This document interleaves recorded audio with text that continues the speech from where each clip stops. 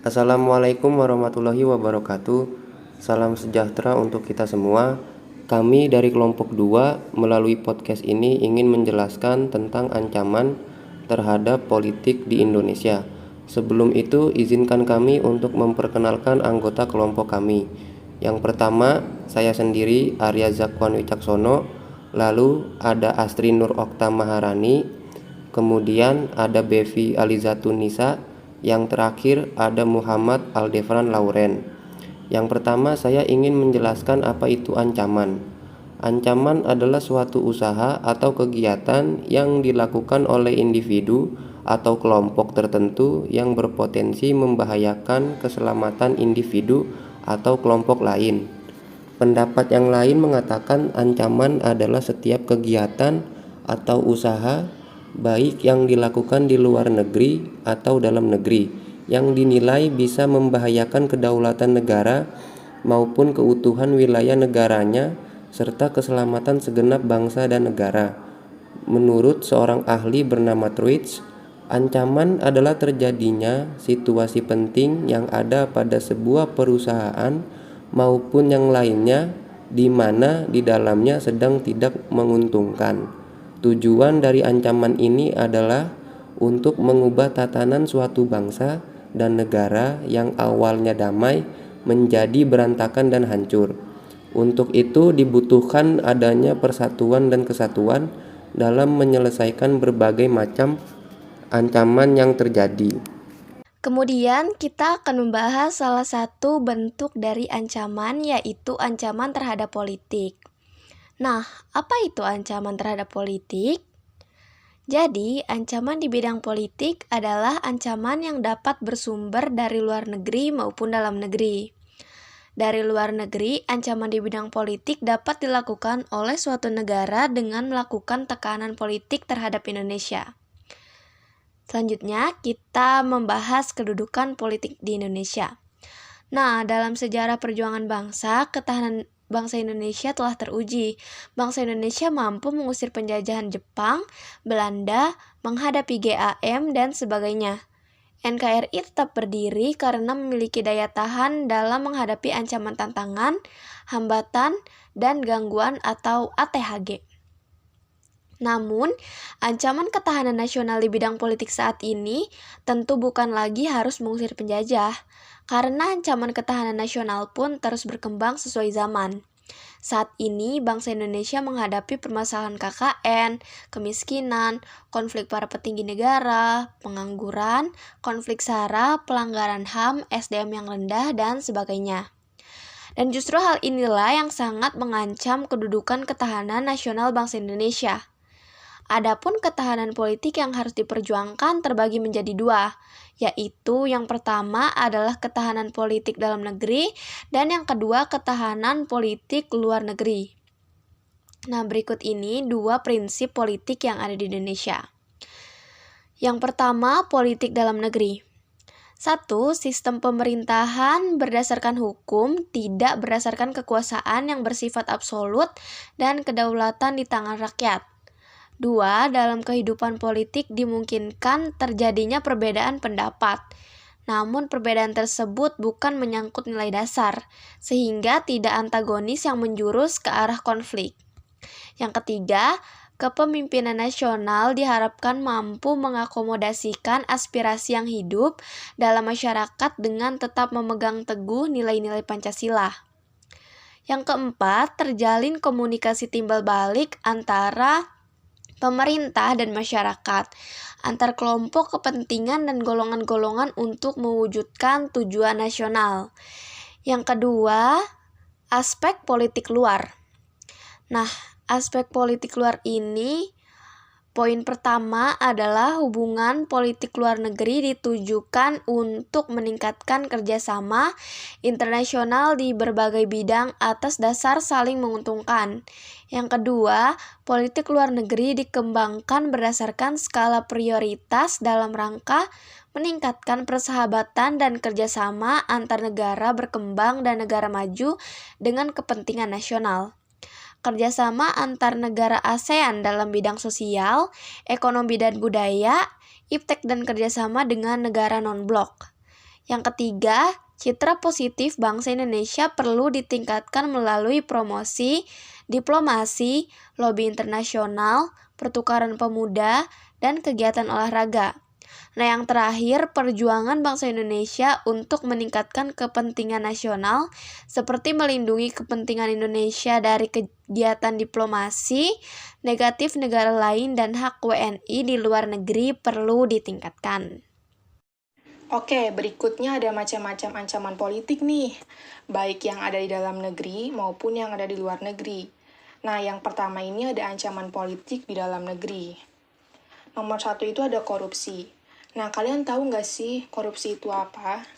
Nah, korupsi sendiri ini adalah salah satu ancaman yang berasal dari dalam negeri sendiri.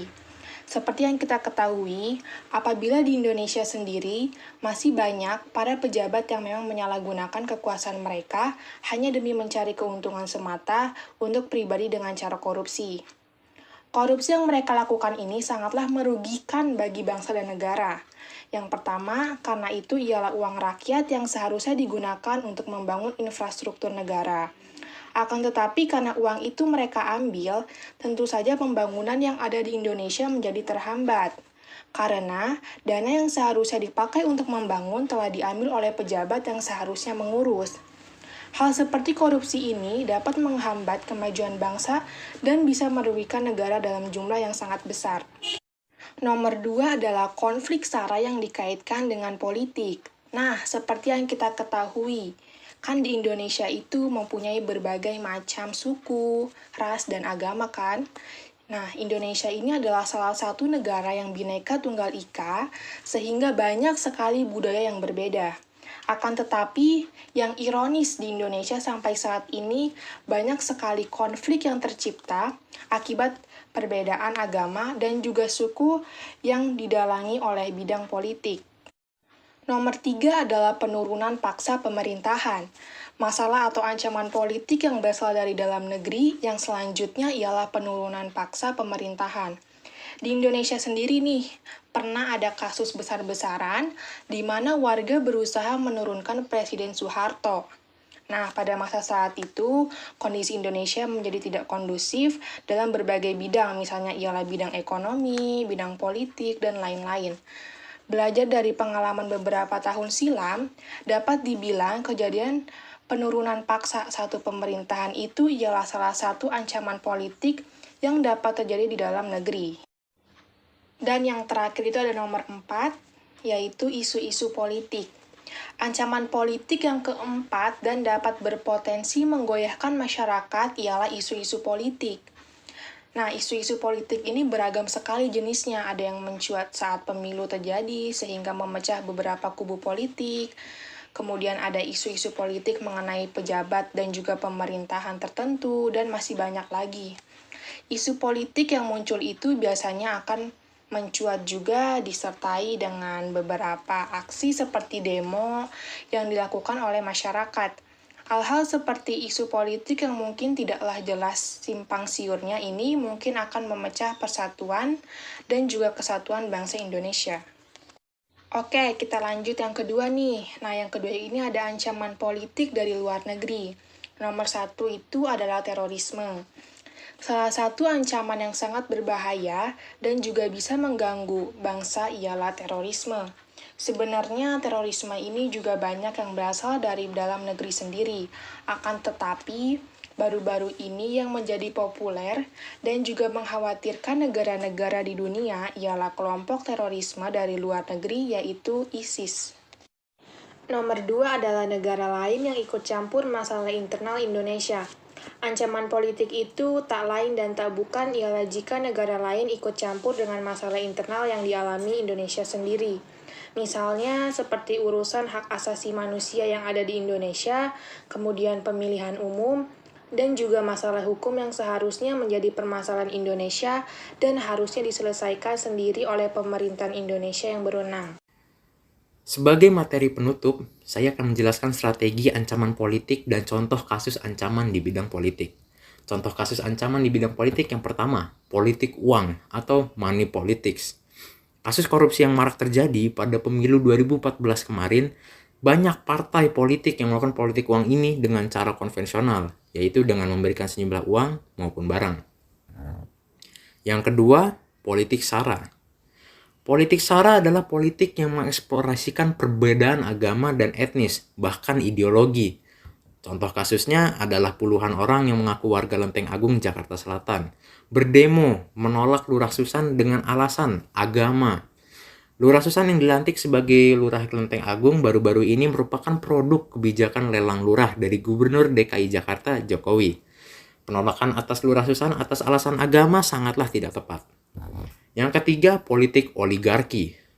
Oligarki adalah bentuk pemerintahan berikut sistem politik yang kekuasaan politiknya secara efektif dipegang oleh satu kelompok ataupun golongan masyarakat tertentu, baik dibedakan menurut keluarga ataupun kekayaan.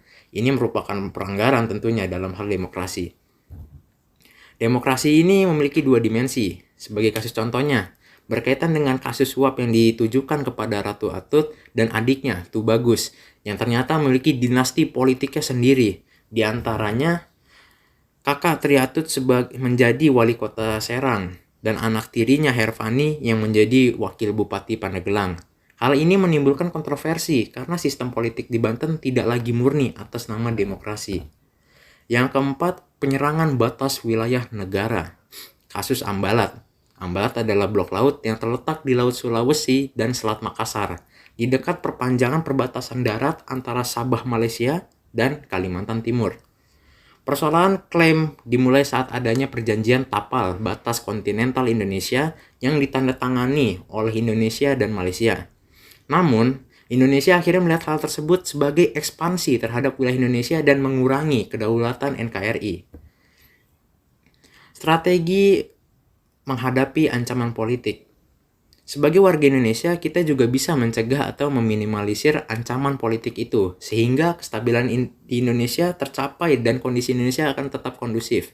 Yaitu, dengan yang pertama, jangan sampai jadi provokator. Jika ada masalah seperti misalnya isu politik atau konflik, apalagi yang berbau sara, maka sebagai warga yang baik, kita berusaha untuk menjunjung toleransi dan bisa menjadi masyarakat yang bijak. Jangan sampai menjadi salah satu provokator yang membuat masyarakat atau kubu tertentu semakin panas dan emosi. Jadilah bijak, karena jika masih bersikap seperti provokator, maka mungkin tak akan ada kata stabil dan aman. Yang kedua, selalu menjadi masyarakat yang taat akan hukum di Indonesia. Jangan sampai kita melanggar hukum-hukum, terutama hukum HAM. Seperti yang sudah dikatakan di atas, jika salah satu ancaman politik dari dalam negeri adalah terjadinya banyak pelanggaran HAM. Oleh karena itu, sebagai warga Indonesia, sebaiknya kita segera memperhatikan hukum yang ada. Ada 4 hal yang selalu dikedepankan oleh globalisasi dalam bidang ideologi dan politik, yaitu demokratisasi, kebebasan, keterbukaan, dan hak asasi manusia. Keempat hal tersebut oleh negara-negara adidaya atau Amerika Serikat dan sekutunya dijadikan standar atau acuan bagi negara-negara lainnya yang tergolong sebagai negara berkembang. Acuan tersebut disebut berdasarkan kepentingan negara adidaya tersebut, tidak berdasarkan kondisi negara yang bersangkutan. Tidak jarang, jika suatu negara tidak mengedepankan 4 hal tersebut dalam kehidupan politik di negaranya, maka negara tersebut akan dianggap sebagai musuh bersama. Bahkan lebih menyedihkan lagi dianggap sebagai teroris dunia, serta akan diberikan sanksi berupa embargo dalam segala hal yang menyebabkan timbulnya kesengsaraan seperti kelaparan, konflik, dan sebagainya. Sebagai contoh, Indonesia pernah diembargo dalam bidang ekonomi oleh Amerika Serikat, yaitu tidak memberikan suku cadang pesawat F-16 dan bantuan militer lainnya, karena pada waktu itu Indonesia dituduh tidak demokratis dan melanggar hak asasi manusia. Sanksi tersebut hanya diberlakukan kepada negara-negara yang tidak menjadi sekutu Amerika Serikat, sementara sekutunya tetap dibiarkan meskipun melakukan pelanggaran. Nah, kemudian ada contoh kedua, itu misalnya Israel yang banyak membunuh rakyat Palestina dan menyerang Libanon, tetap direstui tindakannya tersebut oleh Amerika Serikat. Bangsa Indonesia harus mampu menunjukkan eksistensinya sebagai negara yang kuat dan mandiri, namun tidak meninggalkan kemitraan dan kerjasama dengan negara-negara lain dalam hubungan yang seimbang, saling menguntungkan, saling menghormati dan menghargai hak dan kewajiban masing-masing. Strategi yang seharusnya diterapkan oleh bangsa Indonesia kita dalam menghadapi ancaman di bidang politik diantaranya: yang pertama, mengembangkan demokrasi politik. Yang kedua, mengaktifkan masyarakat sipil dalam arena politik. Yang ketiga, mengadakan reformasi lembaga-lembaga politik agar menjalankan fungsi dan peranannya secara baik dan benar. Yang keempat, memperkuat kepercayaan rakyat dengan cara menegakkan pemerintahan yang bersih dan berwibawa. Yang kelima, menegakkan supremasi hukum.